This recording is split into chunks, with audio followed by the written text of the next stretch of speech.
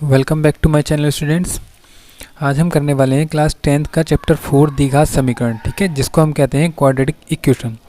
तो द्विघात समीकरण स्टार्ट करने से पहले हम देख लेते हैं कि द्विघात समीकरण होता क्या है। ठीक है, पहले हम इसका बेस देखेंगे, उसके बाद एक्सरसाइज की ओर बढ़ेंगे।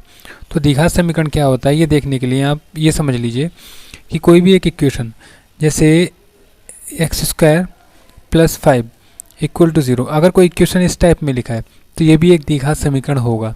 इसकी कंडीशंस क्या होती हैं वो देख लीजिए। पहले मैं लिख लेता हूँ द्विघात समीकरण की द्विघात। अच्छा, पहले देखिए यहाँ पर लिखा है, वर्ड लिखा है द्विघात।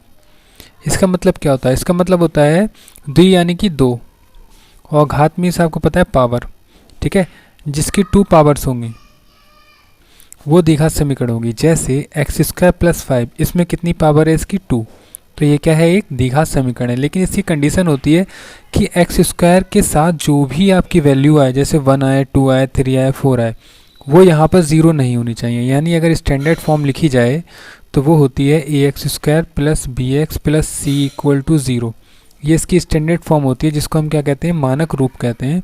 और इसकी कंडीशन होती है a जो हो वो कभी 0 ना हो, यानी कि इसके साथ जो कांस्टेंट वैल्यू आ रही है वो कभी 0 ना हो, तभी ये एक द्विघात समीकरण होगा, वरना द्विघात समीकरण नहीं होगा।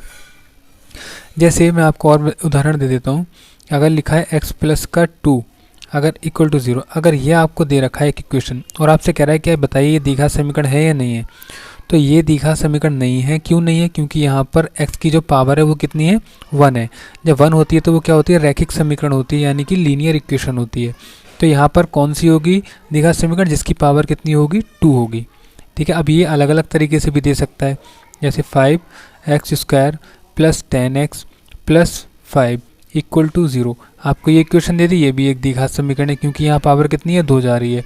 अब इसका जो मानक रूप मैंने लिखवाया है, ये क्या होता है? जिसकी पावर होती है, इस पावर का घटता हुआ क्रम होता है। जैसे इसमें x की पावर कितनी है? 2 है, यहाँ कितनी है? 1 है, यहाँ पर 1 भी नहीं है।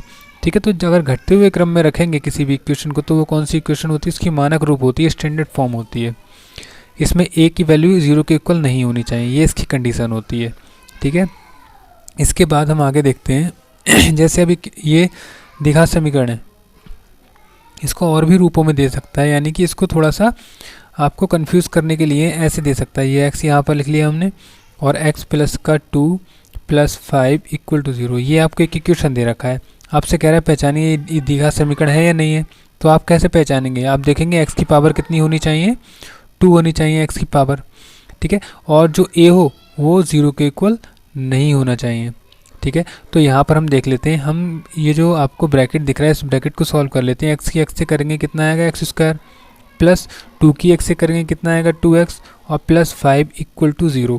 अब ये हमारा स्टैंडर्ड फॉर्म बन गया है, और यहाँ पर हमने देखा x की पावर कितनी है? 2 है, तो ये द्विघात समीकरण है। और यहाँ पर जो इसके साथ ये आ रहा है, जो भी कांस्टेंट हमारी, वो कितनी है? यहाँ पर 1 है, ठीक है, लेकिन 0 नहीं है। ठीक है, कंडीशन क्या है? a ≠ 0, quadratic equation. ठीक है, ये क्या होगी? एक क्वाड्रेटिक इक्वेशन होगी। इसके बाद देखिए इसी पर बेस्ड है आपकी एक्सरसाइज 4.1। ठीक है, ये 4.1 एक्सरसाइज आपसे कह रहा है जांच कीजिए कि क्या निम्नलिखित द्विघात समीकरण है या नहीं है। अब आपको ये इक्वेशंस दे रखी हैं, आपको इनमें बताना है कि ये द्विघात समीकरण है या नहीं है। ठीक है, तो एक एक करके हम सभी को सॉल्व कर लेते हैं। यस, तो फर्स्ट क्वेश्चन क्या कह रहा है? देखिए प्रश्नावली 1 का फर्स्ट क्वेश्चन है x + 1 का होल स्क्वायर = 2 × x - 3। आपको ये सॉल्व करने में थोड़ी प्रॉब्लम्स होती है, वो प्रॉब्लम्स आज आपकी ख़त्म हो जाएगी। देखिए कैसे करना है। सबसे पहले आपको दे रखा है x + 1 का होल स्क्वायर, तो आपको पता होना चाहिए x + 1 का होल स्क्वायर क्या होता है। देखिए मैं यहाँ पर लिख देता हूँ a + b का होल स्क्वायर। इसका फॉर्मूला होता है a² + b² + 2ab। ठीक है, तो ये फॉर्मूला यहाँ पर अप्लाई होगा। कैसे होगा? अगर मैं यहाँ a + b का होल स्क्वायर लिखा है, यहाँ पर मैं लिख दूँ x + 1 का होल स्क्वायर, तो जहाँ जहाँ a आ रहा है उसके प्लेस पर क्या आएगा? x आएगा, और जहाँ जहाँ b आ रहा है उसके प्लेस पर 1 आएगा इस फॉर्मूले में। यानी कि आपको ये अगर दे रखा है तो आप ये भी लिख सकते हैं। कैसे लिखेंगे? a का स्क्वायर और = x है, तो यहाँ पर हो जाएगा x का होल स्क्वायर प्लस b का है, तो b की जगह पर 1 आएगा, तो 1 का स्क्वायर प्लस 2 का 2, a की जगह पर x और b की जगह पर 1, तो ये हो जाएगा x² + 1 + 2 × x। कितना हो जाएगा? 2x। तो ये जो बना है आपका, ये इसके प्लेस पर आ जाएगा। कितना लिखा है यहाँ पर? x² + 1 + 2x। इक्वल टू यहाँ पर 2 की x से मल्टीप्लाई करेंगे तो आ जाएगा 2x, माइनस का माइनस, 2 3 ज़ा 6 हो जाएगा। अब x वाली टर्म को सबको एक साथ ले लीजिए, एक्स स्क्वायर का एक्स स्क्वायर प्लस यहाँ पर 2x आ रहा है तो पहले मैंने 2x को लिखा, इसके बाद यहाँ भी 2x आ रहा है तो इधर लेके आएंगे तो माइनस का हो जाएगा, तो कितना हो जाएगा 2x माइनस का, और यहाँ +1 आ रहा है तो +1 लिखिए। यहाँ पर माइनस का 6 है, जब इक्वल से इस तरफ आएगा तो क्या हो जाएगा प्लस का 6 और इक्वल टू में क्या आएगा 0। अब यहाँ से 2x में से 2x जाएंगे, कितना बचेगा 0। हम यहाँ भी काट सकते हैं और यहाँ भी काट सकते थे। अगर इक्वल के दोनों साइड में एक ही जैसी वैल्यू हो और साइन भी एक जैसा हो तो हम उसको काट सकते हैं। अब यहाँ बचा हमारे पास एक्स स्क्वायर प्लस 6 और 1 कितना हो गया 7 इक्वल टू 0। अब इसको मैं क्या लिख सकता हूँ, देखिए आप इसको सोचिए थोड़ा सा। इक्वेशन कैसी होती है, इक्वेशन होती है आपकी A X square plus B x plus C equal to 0, ये होती है इसकी मानक समीकरण यानी कि स्टैंडर्ड फॉर्म। तो इसके तरह इस इक्वेशन को कैसे कर सकते हैं, देखिए 1 एक्स का स्क्वायर इसको लिख सकते हैं प्लस 0 बी लिख सकते 0 एक्स लिख सकते हैं और प्लस सी की वैल्यू 7 इक्वल टू 0, इसको मैं इस तरीके से भी लिख सकता हूँ। ठीक है, तो यहाँ पर देखिए कंडीशन क्या होती है, ए जो हो वो 0 के इक्वल नहीं होना चाहिए जो कि यहाँ पर 1 है। ठीक है, तो ये क्या होगी, एक द्विघात समीकरण होगी। तो लिख देंगे अतः यह एक द्विघात समीकरण है, ये आपका आंसर हो जाएगा। ठीक है, ऐसे इसका सेकंड क्वेश्चन देखते हैं। सेकंड पार्ट में आपसे कह रहा है x square minus 2x equal to -2 और 3 माइनस एक्स, ये आपको दे रखा है। अब इसको कैसे सॉल्व करेंगे, देखिए यहाँ पर तो इसको एज इट इज़ नोट कर देंगे क्योंकि यहाँ पर हम इसको सॉल्व नहीं कर सकते। इक्वल टू यहाँ -2 की मल्टीप्लाई अगर 3 से करेंगे तो माइनस और प्लस कितना होता है, -2 3 हो जाएगा 6 और माइनस माइनस कितना होगा +2 की x से करेंगे तो 2x हो जाएगा। अब सभी को एक तरफ लेके आएंगे वैल्यूज़ को, तो x देखिए यहाँ पर इक्वल की तरफ है, ये इक्वल लगाए और इक्वल के साइड में यहाँ पर माइनस का 2x है और यहाँ प्लस का 2x है। अगर साइन एक जैसे होते तब तो ये कट जाते, लेकिन साइन उल्टे हैं। ठीक है, यहाँ माइनस है यहाँ प्लस है तो ये कटेंगे नहीं। हम क्या करेंगे, इनको एक साइड में ले आइए, जैसे -2x है तो -2x ही लिखा। अब इस प्लस के 2x को इस तरफ लेके आऊँगा तो ये भी माइनस का हो जाएगा तो माइनस का 2x, और माइनस का 6 को इधर लेके आऊँगा तो ये प्लस का 6 हो जाएगा, इक्वल टू में 0 हो जाएगा। अब यहाँ पर एक्स स्क्वायर को तो ऐसे ही लिखेंगे। अब -2x और -2x कितने हो जाएंगे दोनों, ये हो जाएंगे -4x और प्लस का 6 इक्वल टू 0। अब हमने यहाँ पर देखा ये किसके तरह है, ये एक्स स्क्वायर और प्लस का b x plus C equal to 0, इसी से मैच कर रहा है ना। जब इसी से मैच कर रहा है तो हम, और यहाँ पर ए की जो वैल्यू है वो 0 के इक्वल भी नहीं है। ठीक है, बी 0 हो सकता है, सी 0 हो सकता है, लेकिन ए 0 नहीं हो सकता। तो यहाँ लिख देंगे अतः यह एक द्विघात समीकरण है। ठीक है, यह आपका आंसर हो जाएगा।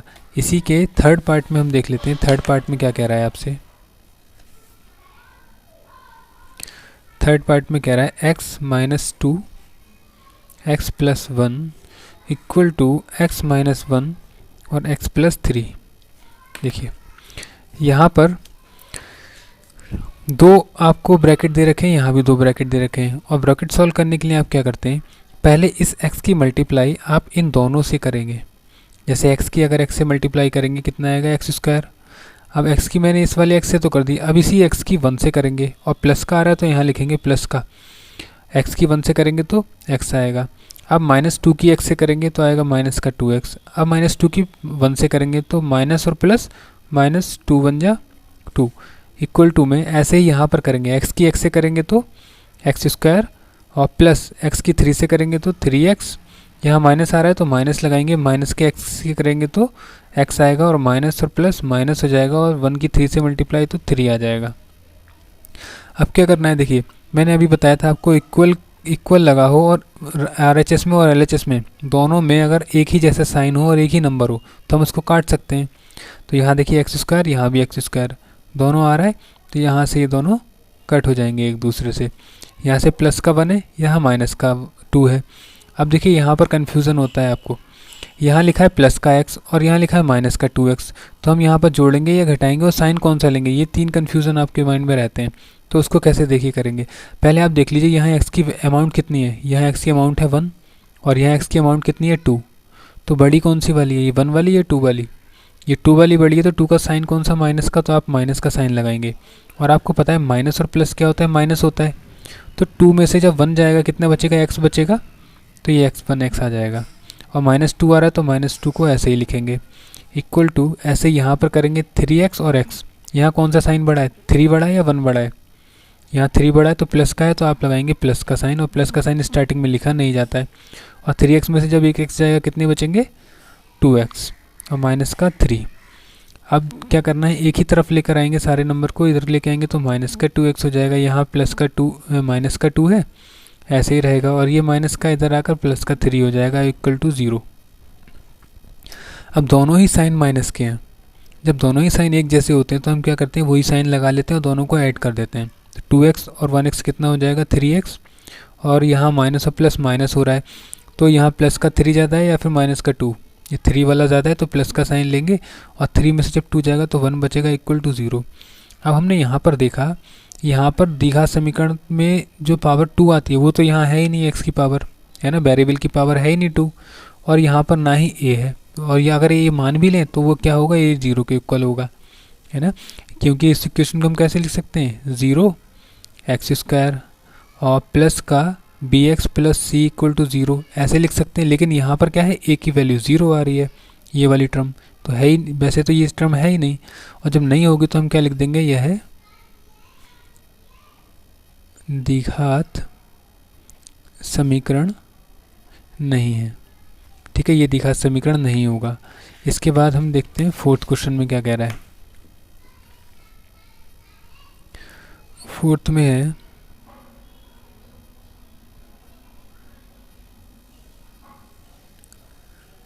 x माइनस 3 और 2x plus 1 equal to x into x plus 5। ठीक है, और यहाँ से फिफ्थ वाला क्वेश्चन भी नोट कर लेते हैं, 2x माइनस 1 और x minus 3 equal to x plus 5 और x माइनस 1।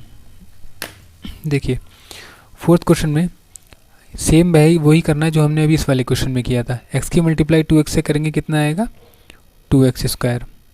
और x की मल्टीप्लाई प्लस 1 से करेंगे तो प्लस का x, माइनस का माइनस लगाइए, 3 की 2 से करेंगे 3 2 से 6 और 6 के साथ क्या आ रहा है x, तो आ जाएगा 6x। माइनस प्लस माइनस 3 बन जाए 3 इक्वल टू x की x से करेंगे तो x² प्लस x की 5 से करेंगे तो 5x। अब यहाँ पर देखिए स्क्वायर वाले 2 टर्म्स आ रहे हैं, लेकिन यहाँ पर x² तो है लेकिन 2 यहाँ पर है, यहाँ नहीं है। तो हम क्या करेंगे, इनको एक तरफ लेकर आएंगे, 2x², ये x² वाला इधर आएगा तो माइनस का हो जाएगा x²। और यहाँ पर देखिए यहाँ 6x है, यहाँ x है, यहाँ 6 वाला साइन बड़ा है तो माइनस लगा देंगे। 6x में से जब एक x जाएगा बचेगा 5x, और ये 5x इधर आकर माइनस का हो जाएगा, और माइनस का 3 आ रहा है, इक्वल टू में 0 चलेगा। अब क्या करना है, 2x² में से एक x² जाएगा, बचेगा हमारे पास केवल x², और माइनस दोनों माइनस में तो 5x और 5x जुड़ जाएंगे, कितने हो जाएंगे 10x, -3 इक्वल टू हो जाएगा 0।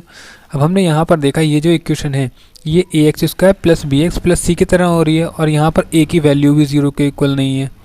तो हम यहाँ पर क्या कह सकते हैं कि यह एक द्विघात समीकरण है, ये आपका आंसर हो जाएगा।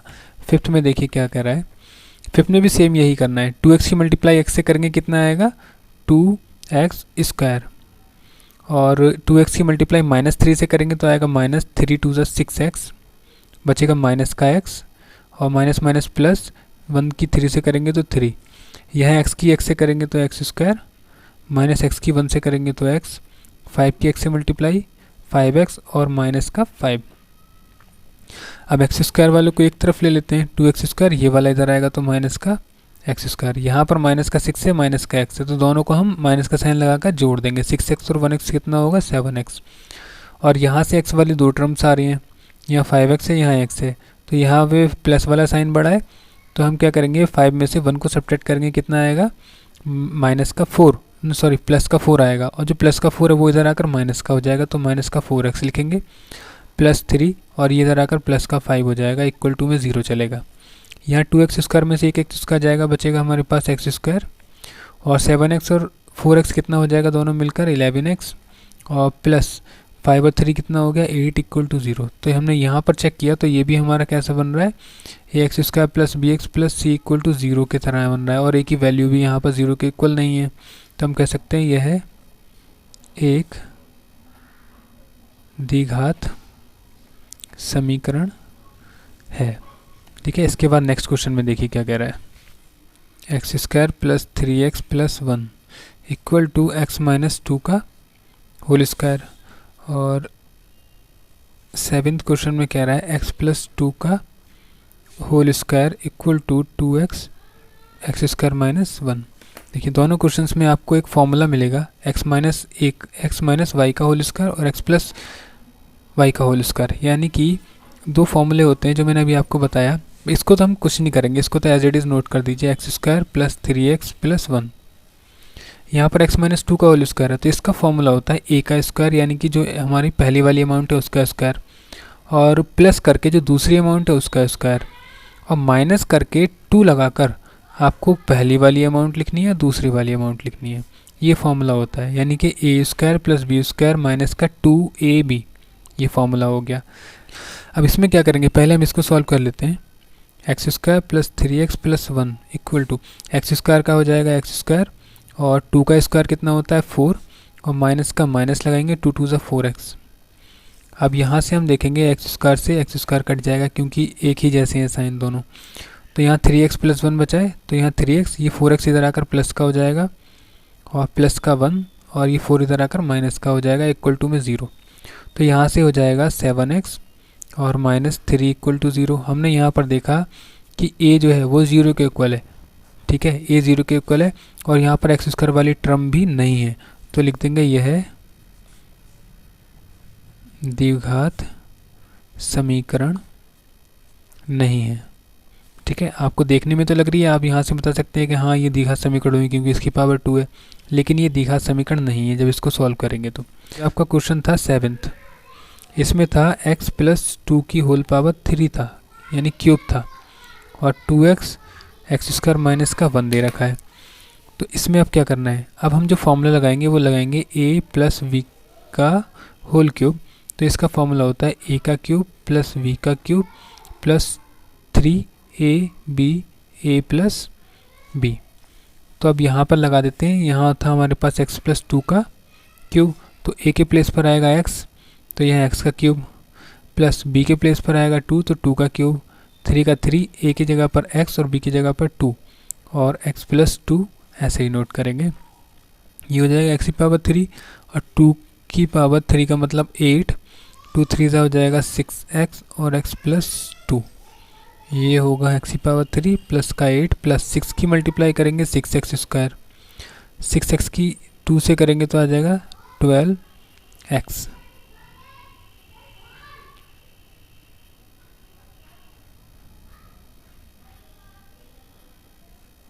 तो इसके प्लेस पर हम पूरी वैल्यू लिखेंगे, x की power 3 plus 8 plus 6x² plus 12x equal to, यहाँ पर मल्टीप्लाई करेंगे 2x की x² से, तो कितना आ जाएगा 2x की पावर 3 माइनस 2x की हम 1 से करेंगे तो आ जाएगा 2x। अब यहाँ पर x की पावर 3 ऐसे ही नोट होगा, ये प्लस का है इधर आकर माइनस का हो जाएगा 2x की पावर 3, और x² वाला एक टर्म है आपके पास 6x², और x² वाला कोई टर्म नहीं है। अब x वाले देखिए कितने हैं, x वाला है 12x, तो प्लस का 12x लिखेंगे, और ये 2x से इधर आकर प्लस का हो जाएगा 2x, और बचा आपके पास प्लस का 8, तो लिखेंगे प्लस 8 इक्वल टू 0। इसको सॉल्व करेंगे, x की पावर 2x की पावर 3 में से जब एक x की पावर 3 जाएगा तो बचेगा हमारे पास माइनस का x की पावर 3, और प्लस 6x², और 12x और 2x कितना हो जाएगा 14x प्लस 8 इक्वल टू 0। तो यहाँ से आपने देखा कि इसकी पावर कितनी है, घात कितनी है, यहाँ पर 3 है, अतः यह एक द्विघात समीकरण नहीं है। ठीक है, इसके बाद देखिए क्वेश्चन नंबर 8 में है x की power 3 minus 4 x square minus x plus 1 equal to x minus 2 की पावर 3। तो यहाँ भी हमें क्या करना होगा, यहाँ भी हम फॉर्मूला लगाएंगे x माइनस 2 की पावर 3 का। तो यहाँ पहले के हम क्या करेंगे x की पावर 3, फिर b का होल क्यूब होता है यानी कि 2 की पावर 3, और प्लस देखिए इसी की तरह करना है हमें, ये फॉर्मूला लगेगा लेकिन प्लस की जगह पर यहाँ इस बार आ जाएगा माइनस और यहाँ भी माइनस। उसके बाद क्या लगाएंगे 3a b और a माइनस b। सॉल्व कर लेते हैं, x power 3 plus 8 minus 6x और x माइनस 2। तो x पावर 3 प्लस 8 माइनस 6 की हम करेंगे तो आएगा 6x square, minus minus plus हो जाएगा, 6 2 हो जाएगा 12 और x की x है। तो ये रखेंगे हम इसके प्लेस पर।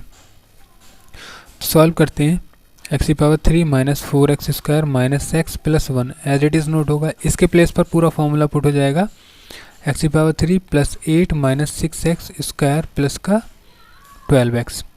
तो यहाँ से हमने देखा कि x की पावर 3 और ये वाली x की पावर 3 इक्वल में है और दोनों आपस में कट सकती हैं। बचा हमारे पास माइनस 4x स्क्वायर, और यहाँ से x स्क्वायर वाली टर्म को इधर लेंगे तो प्लस का हो जाएगा 6x स्क्वायर, माइनस x बचा और x वाली टर्म यहाँ लेंगे तो माइनस का हो जाएगा 12x, प्लस का 1 बचा है और यहाँ पर बचा है माइनस का 8, इस तरफ आकर माइनस हो गया। तो यहाँ 6x स्क्वायर में से 4x स्क्वायर जाएगा, बचेगा हमारे पास 2x स्क्वायर, और दोनों माइनस में तो ऐड हो जाएंगे तो 13x, माइनस 8 में से जब 1 जाएगा तो बचेगा 7 इक्वल टू 0। अब यहाँ पर ये द्विघात समीकरण घात कितनी है, यहाँ पर घात 2 है और a बराबर कितना है 2 है, यानी कि a बराबर भी 0 नहीं है। तो यहाँ पर हम क्या करेंगे, लिख देंगे यह एक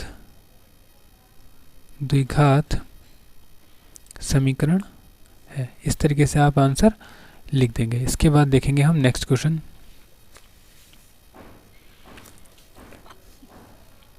यस, देखिए सेकंड क्वेश्चन में क्या कह रहा है।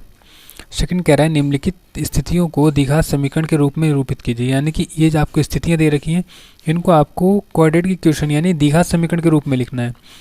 जैसे फर्स्ट क्वेश्चन कह रहा है एक आयताकार भूखंड का क्षेत्रफल 528 मीटर स्क्वायर है। आपको क्षेत्रफल दे रखा है और क्षेत्रफल की लंबाई मीटर में बोल रहा है, चौड़ाई के 2 गुने से 1 अधिक है। हमें भूखंड की लंबाई और चौड़ाई ज्ञात करनी है, तो हमें क्या बनाना है, इसकी एक क्वाड्रेटिक इक्वेशन बनानी है। ठीक है, द्विघात समीकरण बनानी। कैसे बनाएंगे, देखिए जो जो दे रखा है वो लिख लीजिए और जो हमसे कह रहा है वो कर लीजिए। सबसे पहले हमें क्या दिया है मैं लिख लेता हूँ। यह है आपका दूसरे का पहला क्वेश्चन। कह रहा है एक आयताकार भूखंड का क्षेत्रफल, लिखेंगे आयताकार भूखंड का क्षेत्रफल 528 मीटर स्क्वायर है। ठीक है, और कह रहा है क्षेत्र की जो लंबाई है वो चौड़ाई के 2 गुने से 1 अधिक है। अब देखिए यहाँ क्या करना है, जो चीज़ हमें पहले दे रखी है उसको नहीं, जो बाद में दे रखी है उसको मानेंगे। कैसे, कह रहा है क्षेत्र की लंबाई, ये पहली चीज़, उसकी चौड़ाई के यानी चौड़ाई दूसरी चीज़ आ रही है तो चौड़ाई मान लेंगे x। यहाँ लिखेंगे माना भूखंड की चौड़ाई बराबर x मीटर। ठीक है, तो लंबाई कितनी कह रहा है, लंबाई क्या कह रहा है, कह रहा है क्षेत्र की जो लंबाई है वो चौड़ाई के 2 गुने से, चौड़ाई कितनी थी x थी, x का 2 गुना करेंगे कितना आ जाएगा 2x, 2 गुने से 1 अधिक है यानी कि ये हो गई 1 अधिक। अब यहाँ पर भूखंड की चौड़ाई ये है, लंबाई ये है, क्षेत्रफल ये है।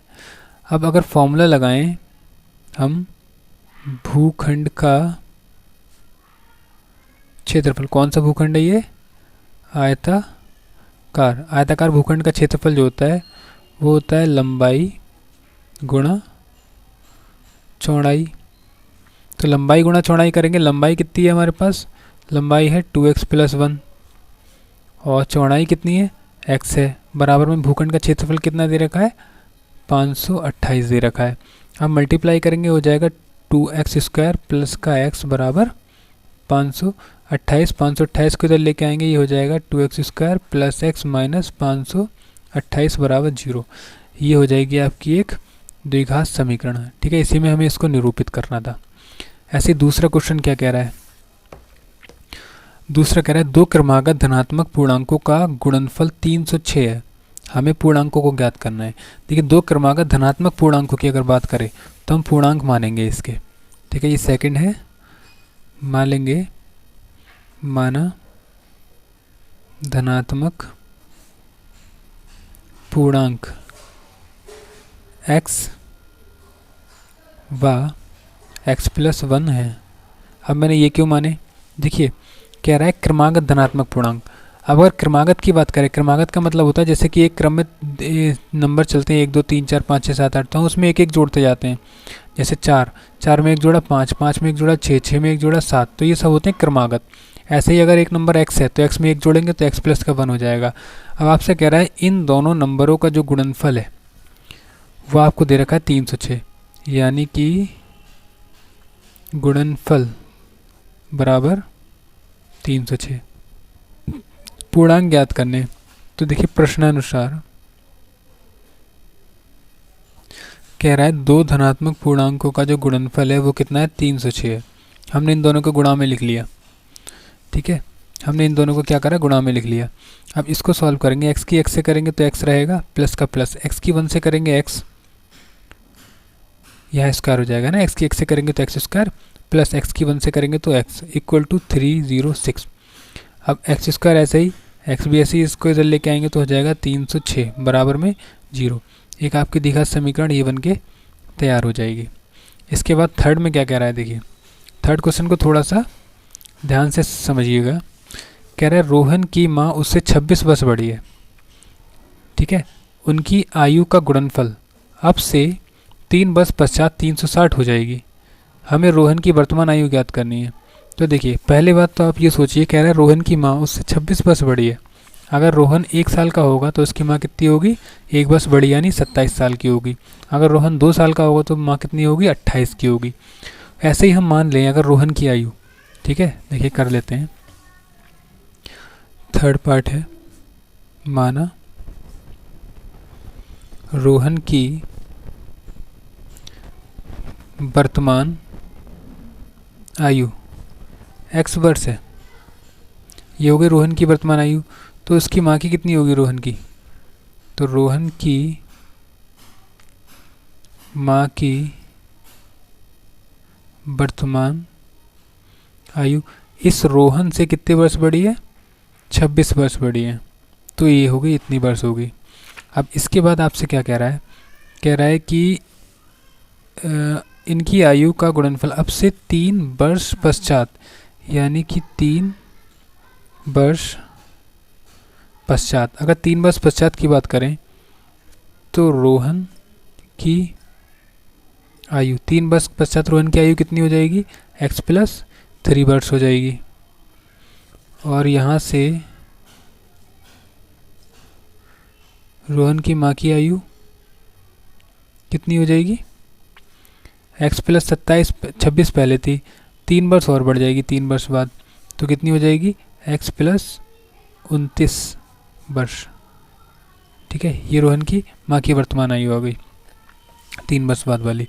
अब आपसे कह रहा है कि रोहन की वर्तमान आयु ज्ञात करनी है और उनका गुणनफल भी दे रखा है।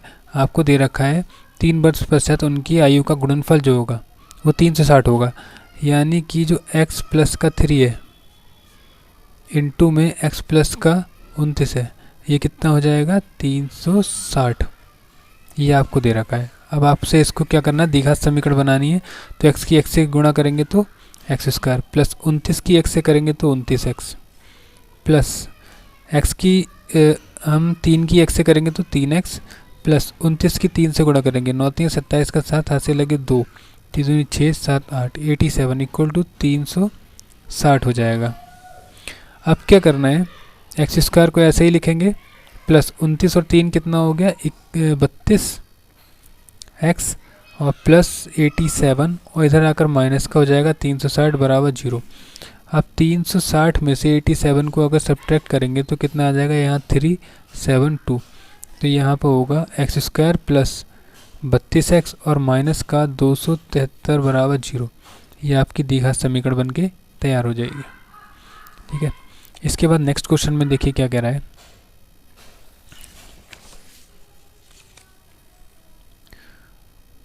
फोर्थ में क्या कह रहा है, देखिए एक रेलगाड़ी 480 किलोमीटर की दूरी समान चाल से तय करती है।